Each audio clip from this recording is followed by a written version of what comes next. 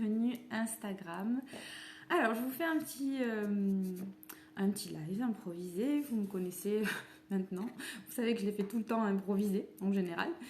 Donc en fait ce matin je pensais un petit peu à la maternité par rapport à tout ce que je lis en ce moment, même comme témoignages, comme des témoignages percutants de mamans. Coucou Christelle, bienvenue. De mamans qui vivent énormément de difficultés dans leur maternité, qui ne s'y attendaient pas. Et d'ailleurs, pour ne rien vous cacher, moi aussi, je ne m'y attendais pas. Je rêvais tellement d'être maman, j'avais tellement envie depuis des années que pour moi, ça allait être fluide, ça allait être naturel, comme j'avais l'impression que ça l'était pour ma maman. Puisque bon, maintenant, je comprends très bien que ce n'était pas facile pour elle non plus. Mais en tout cas, j'avais l'impression qu'elle savait tout, qu'elle arrivait à tout sans problématique, que c'était vraiment naturel d'être maternelle pour elle. Alors c'est aussi ce qui m'a amenée à être une maman comme je l'ai choisi, parce que j'étais dans une maternité, un maternage proximal, et ça me tient vraiment à cœur, c'est des valeurs qui me poussent chaque jour, voilà, qui m'aident, qui m'accompagnent.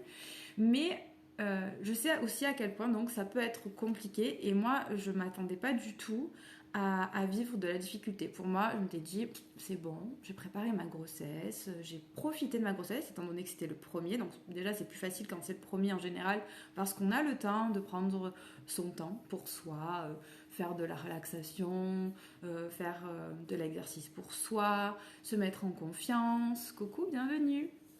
On a le temps, voilà, de se préparer aussi par rapport à la naissance, parce que beaucoup de futures mamans ont très peur de la naissance, et on se focalise souvent, alors durant la grossesse, même l'extérieur va se focaliser beaucoup sur les futures mamans, le ventre, de toucher le ventre, alors que bon voilà, c'est pas non plus une nécessité de le faire, mais bon voilà, et souvent même sans demander le consentement, et le consentement qu'on va devoir aussi apprendre à faire respecter pour nos enfants, il commence aussi par là. Je pense que ça peut être une bonne chose de commencer par là, et de dire que notre ventre n'est pas un objet public.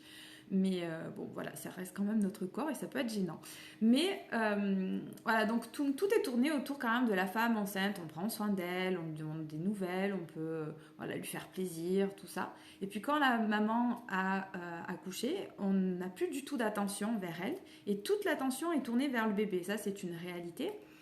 D'ailleurs, je ferai une petite aparté sur ça, c'est que les conditions avec la crise sanitaire font que souvent, donc, on ne peut pas aller visiter les nouveau-nés à la maternité. Et ça, j'en avais déjà parlé, mais moi, j'avais fait ce choix de ne pas vouloir que les personnes viennent à la maternité. Malgré tout, il y a quelques personnes qui sont venues, on va dire les plus proches. Mais si c'était à refaire, vraiment, même ça, je n'accepterais pas. Et donc, aujourd'hui, donc moi c'était un choix, parce que c'était un choix conscient, en me disant je veux qu'on crée cette cellule familiale, qu'on apprenne à se rencontrer, à faire connaissance, voilà, le papa, la maman, ou le coparent, la maman, voilà. C'était vraiment cette envie-là de pouvoir créer ce lien en famille. Et aujourd'hui, c'est un peu une obligation. Il y a beaucoup de parents qui le vivent mal, assez mal, et je peux comprendre le côté d'être seul, de ne pas pouvoir partager sa joie. Mais on peut aussi le voir autrement, en se disant que c'est un magnifique moment de rencontre et pour tisser des liens qui sont vraiment importants. Et l'enfant qui ne vienne pas être baldingué de bras en bras. Bon, voilà. Et surtout, je pense qu'il y a énormément de mamans qui ne supportent pas ça, qu'on prenne leurs enfants qui viennent de naître et qu'on le fasse passer de bras en bras. Donc c'est aussi une manière de pouvoir aussi s'affirmer aussi là-dedans, en disant voilà, j'ai pas envie que mon enfant fasse de bras en bras. Et ça demande aussi un peu de confiance en soi et le regard des autres, de se détacher du regard des autres. Donc voilà, c'était une petite aparté, mais c'est vrai que du coup, l'attention va être dirigée ailleurs quand on va accoucher. Donc tout va être dirigé vers le bébé, comment il va, est-ce qu'il va bien, tout ça. Il y a quand même certaines personnes de plus en plus qui s'intéressent à savoir si la maman va bien. Coucou, bienvenue ici aussi. Qui s'intéressent quand même à savoir, mais souvent les questions sont tournées, et là quand c'est pas évident, c'est tourné alors il fait ses nuits, il mange bien, et selon quand on est maman, selon comment on est, dans quelle posture, quelles difficultés on peut éprouver, Ça peut être compliqué de recevoir ces questions-là et on se dit mais de quoi je me mêle? Et puis ça nous vient appuyer le fait que ben non, il ne fait pas encore ses nuits ou non, on est fatigué. Alors moi j'aime bien répondre ben oui, elle fait ses nuits. Elle fait, quand à l'époque, donc du coup, quand on me posait la question, je disais oui, elle fait ses nuits, mais pas les miennes. Mais parfois on peut aussi tourner notre regard autrement pour s'apaiser en se disant que les personnes aussi les posent parce que elles ont connu aussi peut-être cette difficulté-là et soit par jalousie elles se disent est-ce que lui il fait ses nuits ou pas, est-ce que cette maman peut dormir ou pas, ou peut-être tout simplement aussi dans une optique de prendre coucou bienvenue, de prendre soin, de savoir, d'avoir des nouvelles de cette maman justement qui peut-être ne dort pas.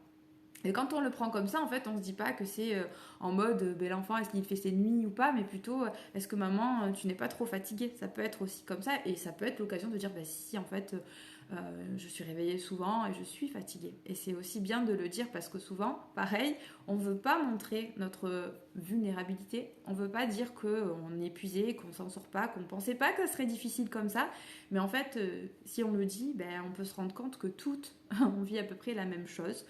Sauf peut-être pour les chanceuses qui ont des enfants qui dorment tout de suite, toute une nuit d'une traite.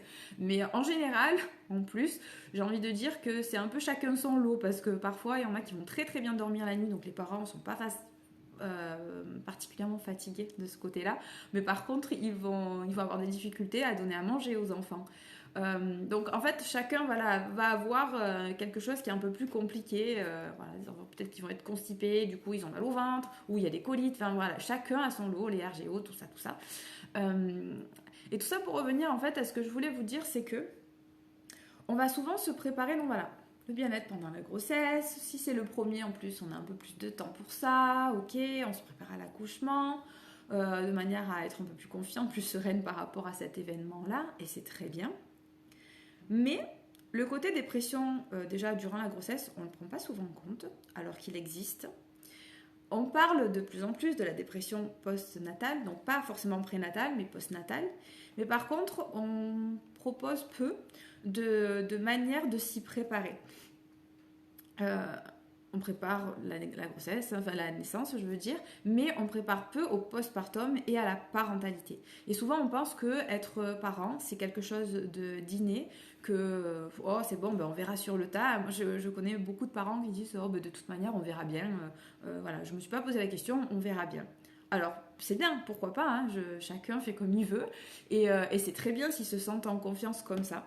Seulement, je pense que c'est intéressant, et ça c'est ma vision à moi, puisque moi personnellement j'ai même fait un CAP petite enfance, donc je travaillais avec les enfants en sophrologie au départ, enfin beaucoup, et parce que justement je voulais les accompagner à grandir épanouis, et je vous l'ai déjà dit, mais c'est ce qui m'a amené aussi à vouloir travailler avec les parents, parce que j'ai bien compris que ce que les enfants vivaient, je pouvais leur apporter énormément, mais ceux qui pourraient encore plus les accompagner, les aider à s'épanouir, à grandir confiants et sereins, c'est d'avoir une cellule familiale et donc des parents qui sont déjà cet exemple-là et qui les accompagnent au mieux de cette manière-là.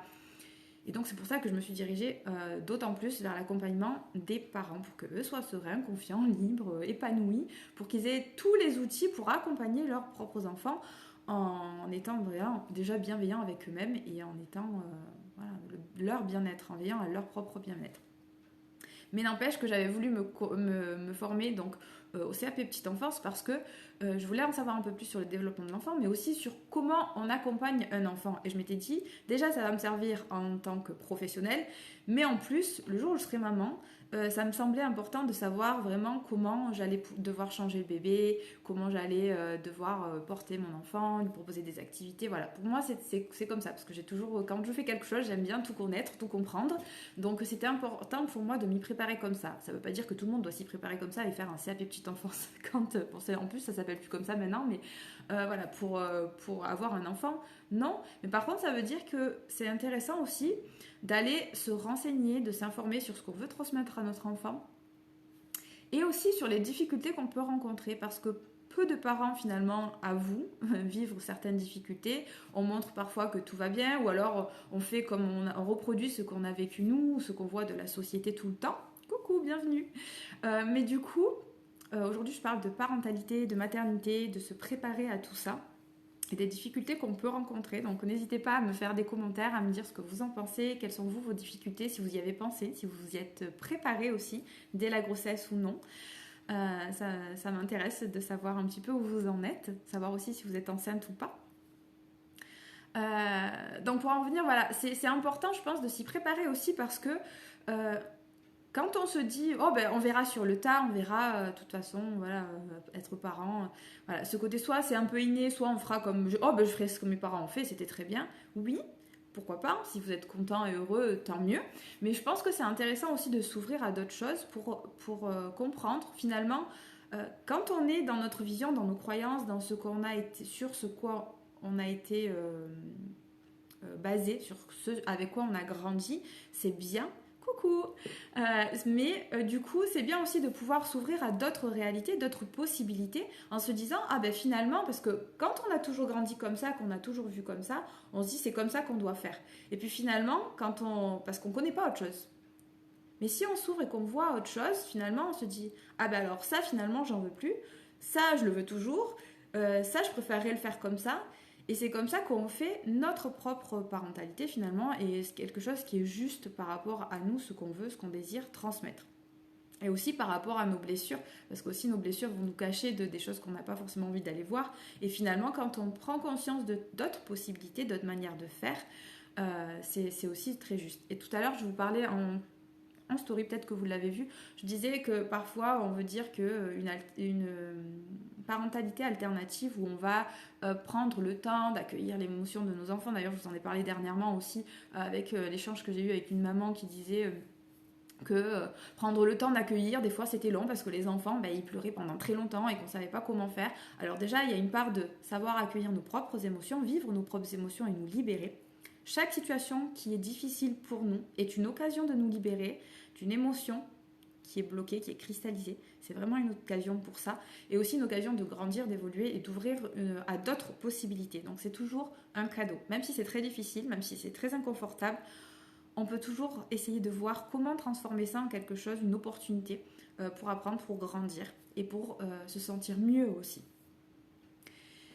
Et donc, il y a cette part-là de déjà apprendre à vivre nos propres émotions et ensuite pouvoir accompagner celles de nos enfants. Parce que souvent, ce qui est le plus difficile, c'est ce que ça vient réveiller chez nous. C'est pas finalement l'enfant, bien sûr, on le voit mal. Mais souvent, on le voit mal et on est mal de le voir mal. Très souvent, c'est que ça vient nous mettre en colère parce qu'on le voit comme ça et que, parce qu'il y a une peur derrière, il y a quelque chose qui vient de se réveiller aussi en nous. Donc, c'est important de pouvoir apaiser déjà nous, réguler ce qu'on ressent pour pouvoir accompagner l'enfant.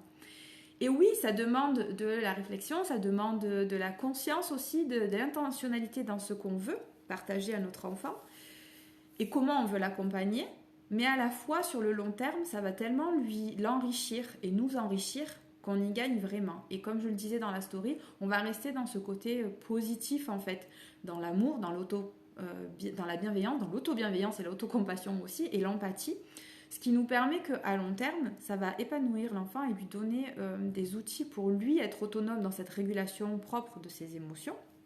Je vérifie là. Donc ça, c'est hyper, hyper important. Et en fait, on se rend compte que dans cet accueil-là, oui, ça a l'air plus chronophage parce que sur le moment, on doit prendre un peu plus de temps.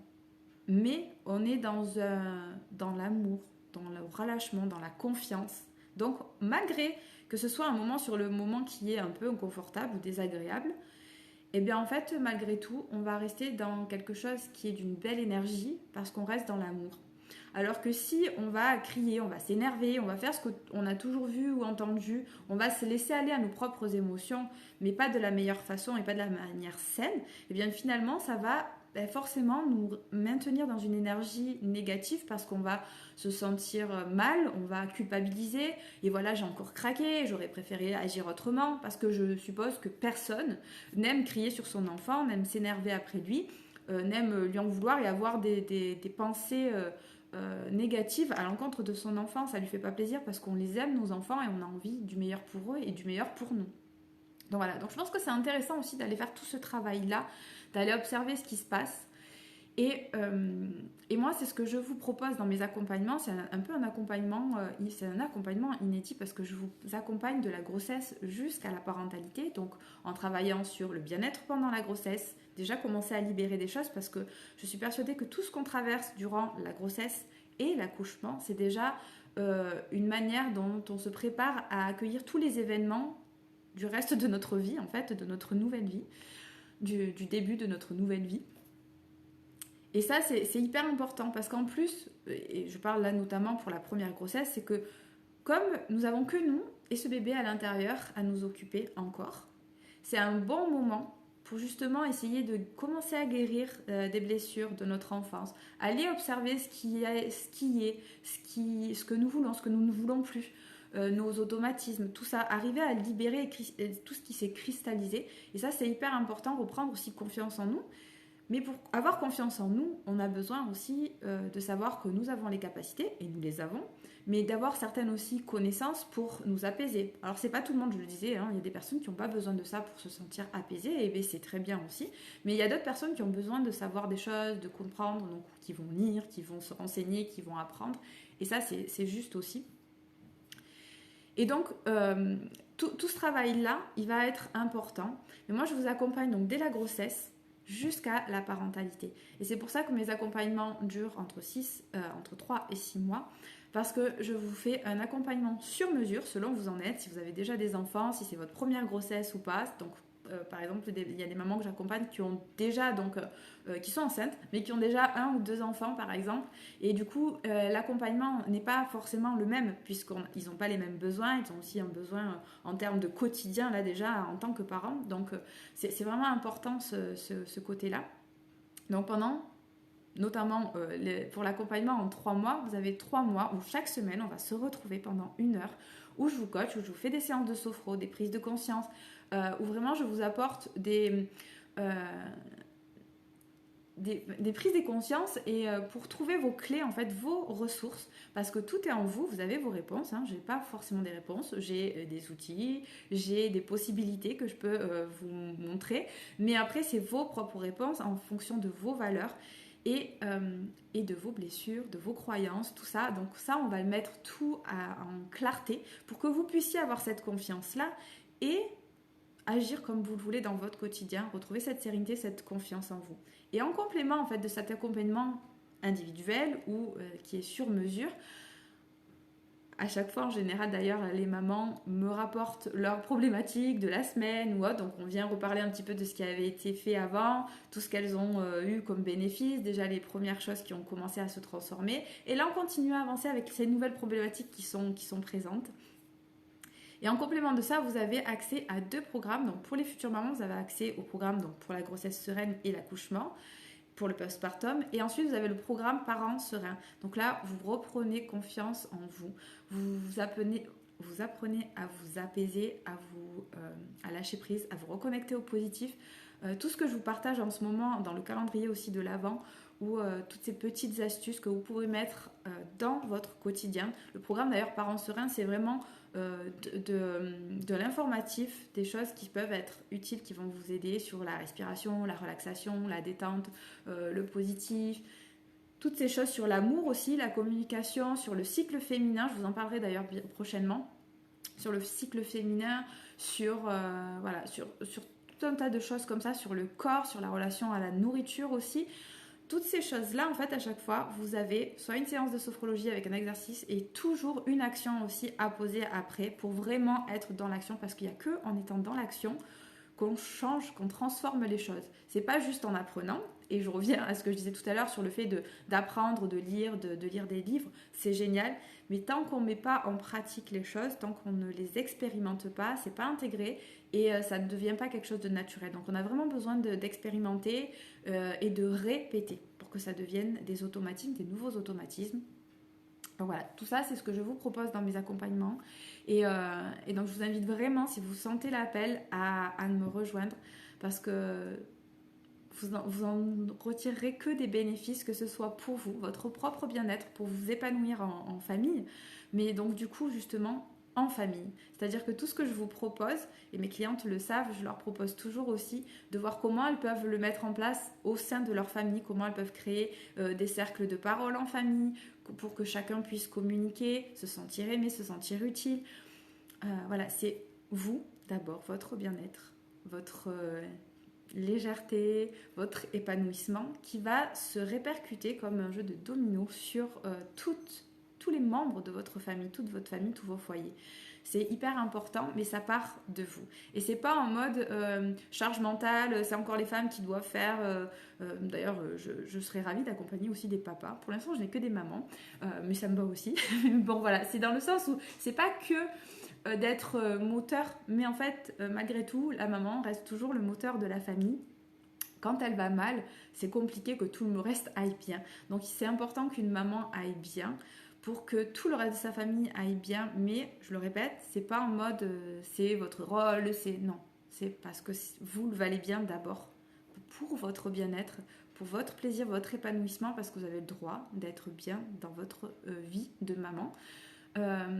Et souvent j'entends oui on est maman mais pas que, c'est vrai on est maman mais pas que, malgré tout on peut pas mettre de côté, enfin moi personnellement je ne sais pas mettre de côté comme quoi je suis maman. Parfois on dit voilà j'ai la casquette de maman, j'ai la casquette d'entrepreneur, j'ai la casquette de ceci, de femme, d'amante, etc. Ok, mais pour moi, peut-être que c'est des casquettes qui s'empilent, mais j'en enlève pas vraiment. En tout cas, celle de maman, je l'enlève jamais parce que j'ai toujours quelque part ma fille, même si ça c'est pas lourd, c'est pas voilà, c'est pas quelque chose qui est lourd pour moi. Au contraire, c'est un plaisir, elle est là et ça fait partie de moi. C'est mon voilà, ça fait partie de moi d'être maman, donc c'est ok. C'est ok si vous arrivez aussi à enlever, hein, pourquoi pas. Je serais curieuse d'ailleurs de savoir si vous arrivez à enlever vraiment ce côté je suis maman ou pas. Mais voilà, en tout cas, ça c'est ma vérité à moi, c'est que ça fait toujours partie de ça. Et c'est pas dans le. C'est, tout autant, ça veut pas dire que je n'ai pas mon importance et que je n'ai pas ma place. Au contraire, tout ce que je fais aujourd'hui, je le fais déjà pour moi, parce que je sais que ça va me faire du bien. Et le fait que moi je sois bien, ça va le faire aussi pour ma fille et pour mon mari aussi, parce que ben, on est une équipe, voilà, on fait partie d'un foyer, tout est uni et tout se répercute, et que ce soit sur nous, mais au final sur le reste du monde en fait, parce que le fait de changer notre intérieur, notre monde intérieur, ça, peut-être que vous l'avez déjà vu et plein de fois, mais quand on change notre monde intérieur, eh bien c'est le monde extérieur qui change. Donc forcément, quand on se sent bien, quand on change nos pensées, quand on change tout ce qui se passe à l'intérieur de nous, qu'on retrouve cette paix intérieure, cette confiance, eh bien, à l'extérieur, on le reçoit. Et quand on se donne de l'amour, quand on donne de l'amour aux autres, eh bien, on reçoit une tonne d'amour en retour. Voilà, donc j'espère que cette vidéo vous aura donné quelques pistes, vous aura aussi... voilà. L'objectif, c'était vraiment de dire que être maman, être parent, c'est pas facile. Et encore moins quand chacun vient nous donner son avis en disant tu ne devrais pas donner autant d'amour à ton enfant, hein, parce que globalement, dans les conseils, quand on nous dit de nous séparer de nos enfants, quand on nous dit de ne pas répondre à leurs besoins, qu'on s'épuise à répondre à leurs besoins, et bien en fait, ça nous épuise. Et c'est pas forcément ce qu'on désire. Et je le répète, sur le court terme, peut-être qu'on a l'impression que ça peut être un peu plus épuisant de répondre aux besoins de notre enfant, mais je vous assure qu'à moyen terme et à long terme, ce n'est pas le cas. Parce que... pour prendre un exemple du cododo, par exemple, il y a beaucoup de personnes qui sont contre le cododo, surtout en France. C'est pas forcément quelque chose qui est très très bien vu. Et on dit ah ben encore tu dors avec, ah ben elle dort pas sans vous, etc. Et en fait, j'ai envie de dire, est-ce que réellement, si vous le soir, vous décidez, non, ben voilà, c'est comme ça, j'ai décidé que mon enfant va dormir tout seul, et c'est comme ça, pas autrement, parce que je suis le parent, il y a la place de l'enfant, et voilà, voilà. Et que d'un coup vous pétez un plan, vous me dites bon ok, maintenant c'est fini. Même si avant vous le faisiez, maintenant c'est fini. Parce que vous avez tellement entendu que finalement vous êtes laissé tenter, voilà, je cherchais le mot, tenter par cette expérience en me disant bon ok, finalement ils avaient peut-être raison, j'aurais mieux fait de le mettre dans son lit tout de suite. Et que c'est la crise, le soir, c'est la crise tous les soirs parce qu'il ne veut pas pleurer. Alors oui, ça c'est clair qu'un enfant, si vous le laissez pleurer, il va bien comprendre qu'un jour, que finalement, vous ne répondez pas à son besoin, mais c'est pas uniquement qu'il a compris qu'il fallait qu'il dorme tout seul, pas du tout. C'est juste qu'il a compris que personne ne viendrait l'aider quand il appelle au secours. Mais ce qui veut dire que ça, pour lui, ça se répercute dans toutes les autres circonstances de sa vie. Donc je reviens vraiment à cette circonstance-là, mais vous savez que du coup, ça se répercute sur tout le reste. Pour lui, il identifie que quand il a un problème, s'il appelle au secours ou qu'il demande de l'aide, ça sert à rien parce que du coup, ses parents ont décidé que, donc ils ne viendront pas l'aider. Et Et je vous partage ça, c'est ma vérité, c'est ma façon de voir les choses. Vous n'êtes pas obligé d'y adhérer, bien sûr. Mais bon, en tout cas, et puis c'est quand même les neurosciences aussi qui le disent. Mais bon, voilà, vous n'êtes pas quand même obligé d'y adhérer de toute manière. En tout cas, c'est comme ça qu'il va l'interpréter l'enfant. Et là, pour en revenir à ce côté épuisant, si on le fait en mode, donc on va rester comme ça, est-ce que vous croyez que vous allez être apaisé de votre côté? Si on vous mettait si la chambre était complètement insonore et insonorisée et que vous n'entendiez pas votre enfant, oui, vous seriez apaisé parce que vous direz c'est bon, il dort, il n'y a pas de bruit, tout va bien, moi je suis tranquille, je suis dans ma chambre, pépère, tout va bien, j'ai rien à gérer. Là oui, parce que vous ne voyez pas, c'est comme si on vous met des œillères, vous ne voyez pas la détresse, donc oui, vous vous sentez bien. Sauf que si vous avez conscience que votre enfant va mal et que c'est pas forcément ce qu'il a envie de vivre et que vous non plus, et que vous savez que là, il a un autre besoin, même si c'est une habitude. Si c'est une habitude, ça va demander un certain temps pour prendre une autre habitude, avec bienveillance, avec patience. Et bien du coup, vous allez être mal. C'est comme quand on vous dit, ah ben non, laisse-le pleurer, ou ne réponds pas à tout ce qu'il veut, tout ça. Vous êtes mal. À l'intérieur, vous êtes mal. Si vous êtes mal, c'est que votre corps vous envoie un message. Votre intuition vous dit que c'est pas ce qu'il faut faire. Et c'est pas juste une psychose maternelle qui fait que vous ne voulez pas lâcher votre enfant, ça n'a rien à voir. C'est juste que votre corps vous dit, et votre intuition, vous savez que c'est pas ce qu'il y a de bon pour votre enfant. Vous êtes mal. Ou si vous allez au bout d'un moment, ça va monter les nerfs parce que vous dites, non, il faut pas que j'y aille. Mais j'y vais, mais non, mais ça me stresse de le voir. Et vous allez pas être bien. Et au final, le stress monte de son côté. Il devient de plus en plus inconsolable puisque lui, sa détresse, elle est de plus en plus grande. Un enfant qui pleure, il est en détresse, quel que soit son âge, même si c'est un peu plus grand, il pleure, il est en détresse. Il a besoin que quelqu'un soit là pour l'aider à réguler son émotion. Il ne sait pas le faire tout seul. Il a cette immaturité cérébrale. Ce n'est pas possible. Déjà, imaginez les adultes, ils ont du mal. Alors, un enfant qui ne sait pas ce qui se passe, qui ne comprend pas que c'est une émotion, que c'est inconfortable, mais que ça va passer. Donc, vous le laissez, ça devient de plus en plus inconfortable. Pour lui, il croit qu'il va mourir, c'est horrible. Et vous, là, vous vous tendez, vous vous énervez. Au final, peut-être que vous allez aller crier, ça suffit maintenant, c'est fini, nanana. Donc, vous énervez tout ça. Donc, au final, tout le monde est très tendu, très stressé, très énervé. Vous allez crier un bon coup, peut-être que ça va le tétaniser. Nouvelle émotion. Peur, je me fige, je ne dis plus rien, maman qu'est-ce qu'elle va me faire? Ok, donc oui, peut-être qu'il va rester comme ça dans son lit, il va finir par s'épuiser et s'endormir, mais c'est pas parce qu'il a compris, toujours pas, ni parce qu'il a pleuré pendant X heures et X jours d'affilée, et ni parce que vous avez crié qu'il a compris, c'est juste parce que il a eu très très peur et qu'il a fini par s'endormir comme ça parce qu'il savait c'était comme ça. Mais vous n'avez pas à gagner finalement cette relation que vous voulez entretenir avec votre enfant, sa sécurité, et donc il va jouer en lui en plus à long terme, même dans son adolescence et dans sa vie adulte, ça va avoir un impact énorme. Je ne dis pas ça pour vous culpabiliser, pas du tout. Mais du coup, n'empêche que même sans savoir ça, vous allez quand même culpabiliser parce que vous allez dire le pauvre, il s'est endormi en pleurant. Oh là là, mon petit amour, je lui ai crié dessus. Vous allez avoir du remords toute la nuit. Vous n'allez peut-être pas dormir d'ailleurs. Et au final, est-ce que vous pensez vraiment que ce que vous avez mis en place là, pour votre bien-être, c'est bien? Est-ce que vous avez vraiment gagné du temps? Je ne sais pas. Même si vous n'avez pas laissé longtemps pleurer, et que finalement vous avez fini par crier très vite et qu'il s'est arrêté, etc.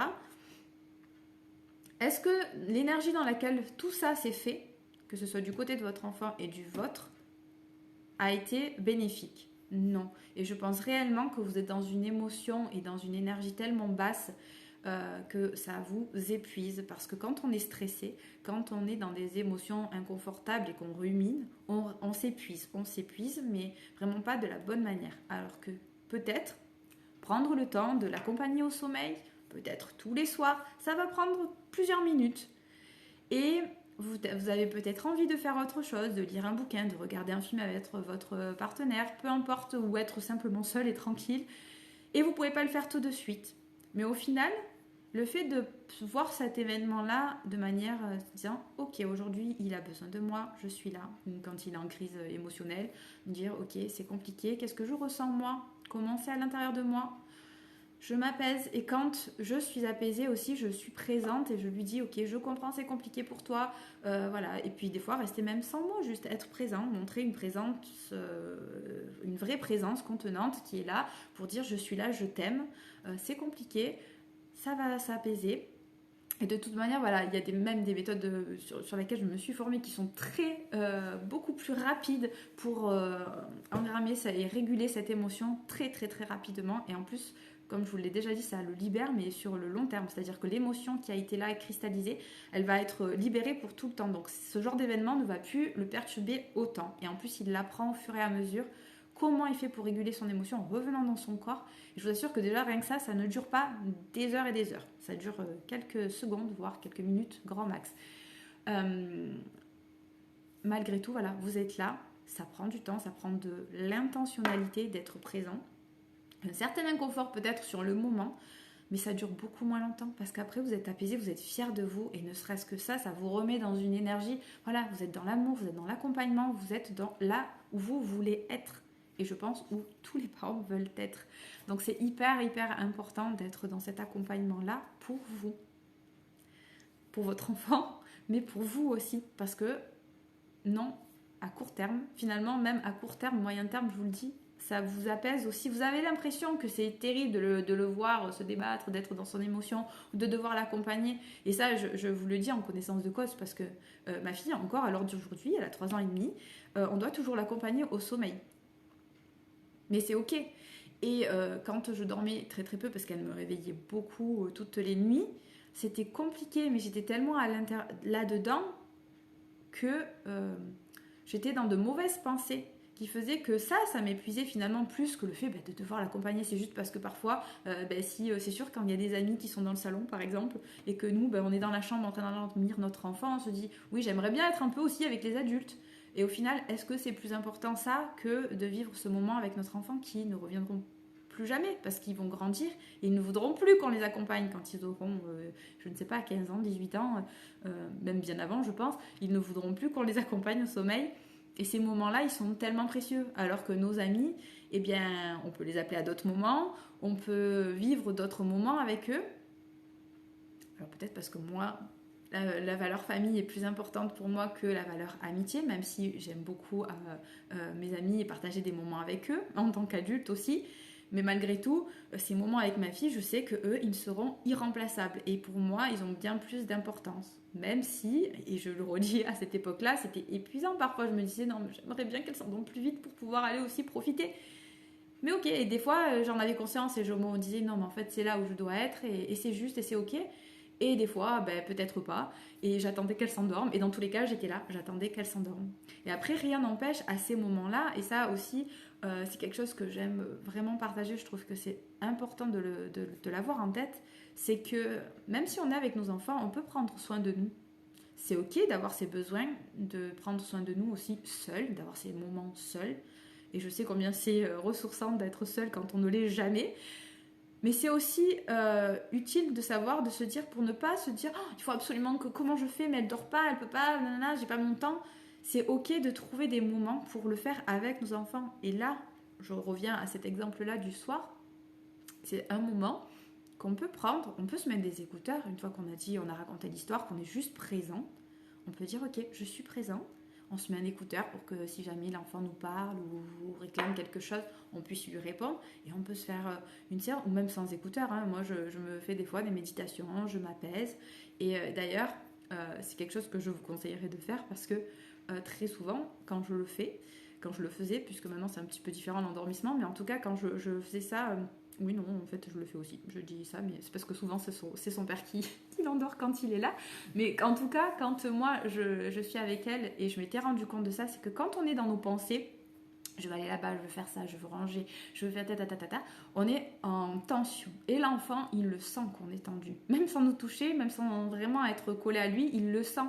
Il le sent dans notre énergie, dans quelque chose qu'on dégage, dans la respiration, dans tout ça. Et donc, rien que le fait d'être apaisée, de me recentrer sur moi, d'être dans le silence, la respiration, le rythme cardiaque, penser à des choses positives, des choses qui nous font du bien, rien que ça déjà, ça apaise. Et ma fille s'endormait souvent, très rapidement comme ça. Et encore donc aujourd'hui, quand je l'endors, que son père n'est pas là, eh bien, je lui raconte ses histoires et je ne donnerai pas de conseils sur le sommeil parce que c'est vraiment, bon, je pense, mon point noir, ma difficulté première. Mais n'empêche que comme ça, je trouve que ça fonctionne et moi, c'est ce qui m'apaise. C'est de me dire, bah, c'est ok, ma fille a besoin de moi et c'est ok. Oui, alors oui, je peux pas mettre ma fille dans sa chambre, dire, bonne nuit mon amour, j'éteins la lumière et voilà, et je vaque à mes occupations. Non, mais c'est ok. Et en tout cas, c'est comme ça que j'ai trouvé moi mon apaisement, à me dire qu'un jour, elle n'aurait plus besoin de ça. Petit à petit, on essaye. D'ailleurs, hier soir, elle m'a dit, je veux dormir toute seule. Ok, on a essayé, ça n'a pas fonctionné. Eh bien, on est retourné à notre habitude. Et c'est très juste comme ça. Petit à petit, elle va prendre confiance et elle va réussir, il n'y a aucun souci. Voilà, donc n'empêche que le fait de le faire comme ça, de lui raconter sa petite histoire et après moi, juste me recentrer sur moi, sur quelque chose de positif, après lui en avoir parlé aussi parce que c'est bien aussi pour les enfants de rappeler des choses positives, et bien en fait elle le sent, la respiration qui s'apaise, elle sent l'énergie, mon corps qui se dépose et elle peut en faire de même et c'est beaucoup plus apaisant. Voilà. Donc voilà, j'ai un petit peu parlé, petit peu beaucoup, je ne sais pas depuis quand je parle. Voilà, n'hésitez pas à me poser des questions, à répondre, à faire des commentaires. Voilà, je suis toujours très intéressée de pouvoir répondre à vos problématiques, à vos questionnements. Et sur ce, je vous dis à très bientôt. N'hésitez pas, si le cœur vous en dit, à réserver un appel découverte. Vous savez que c'est 30 minutes ensemble où on va discuter un petit peu pour mettre de la clarté sur ce que vous vivez en ce moment, quelles sont vos difficultés, qu'est-ce qui pourrait changer, qu'est-ce que vous pourriez faire, où est-ce que ça pêche ou pas. Et pour envisager quelque chose qui vous permette de vous sentir mieux. Voilà, c'est toujours un plaisir d'échanger avec vous, de vous rencontrer aussi lors de ces appels. Donc n'hésitez pas, c'est gratuit, donc profitez-en. Je vous dis à très bientôt. Je vous souhaite de mettre plein de magie dans votre vie. Commencez à le faire là parce que c'est la magie de Noël, mais l'idée c'est vraiment de le perdurer toute l'année en fait. Pourquoi attendre Noël pour mettre de la magie dans nos vies ? C'est possible de le créer et c'est vraiment l'intention que j'ai moi pour cette année. Je ne sais pas si vous avez déjà posé vos intentions vous pour 2022, mais pour ma part c'est vraiment de vivre une année merveilleuse et pleine de magie. Donc voilà, je vous en souhaite de même. Je vous dis à très bientôt.